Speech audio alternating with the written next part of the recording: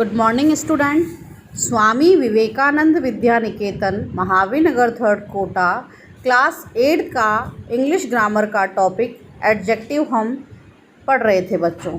उसमें हमने सीखा था हाउ टू मेक डिग्रीज़, किस प्रकार से डिग्री बनाते हैं। इसमें हमने सीखा था बच्चों कि ER और EST लगाकर बनाते हैं। इसके अलावा हम अगर बड़ी स्पेलिंग्स हैं तो उसमें मोर और द मोस्ट लगा करके भी बनाते हैं। लेकिन इसमें कुछ अपवाद एक्सेप्शंस है बच्चों जो इन नियमों के अंतर्गत नहीं आते, तो उसको हम पढ़ेंगे बच्चों। जैसे गुड की कंपैरेटिव डिग्री होगी बच्चों बेटर और सुपरलेटिव द बेस्ट। इसी प्रकार बैड की कंपैरेटिव डिग्री वर्स और सुपरलेटिव द वर्स्ट। मच की कंपैरेटिव मोर और सुपरलेटिव द मोस्ट। मैनी की कंपैरेटिव डिग्री मोर और फिर सुपरलेटिव द मोस्ट। लिटिल की कंपैरेटिव लेस और सुपरलेटिव द लीस्ट। अब हम सीखेंगे बच्चों हाउ टू यूज़ डिग्रीज़, इन डिग्रीज़ का प्रयोग कैसे करते हैं। तो हमने 3 डिग्री पढ़ी बच्चों। हम सबसे पहले पॉजिटिव डिग्री का प्रयोग जानेंगे। पॉजिटिव डिग्री क्या होती है बच्चों?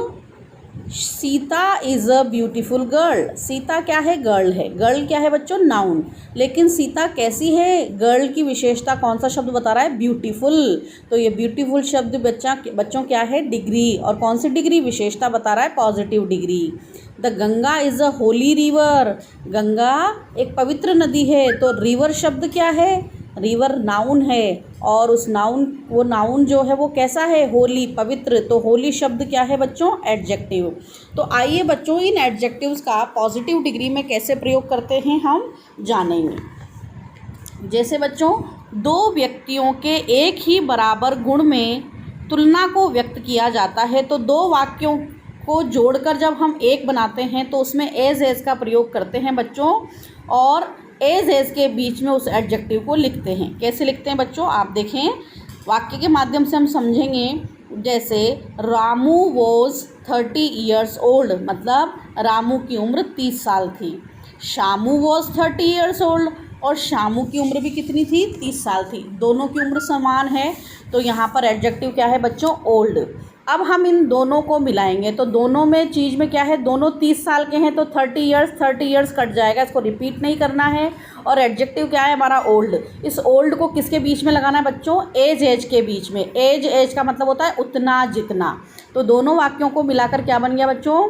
Ramu was as old as Shamu. Ramu उतना ही, और रामू की उम्र उतनी ही है जितनी शामू की है, क्योंकि दोनों की उम्र क्या है? बराबर है।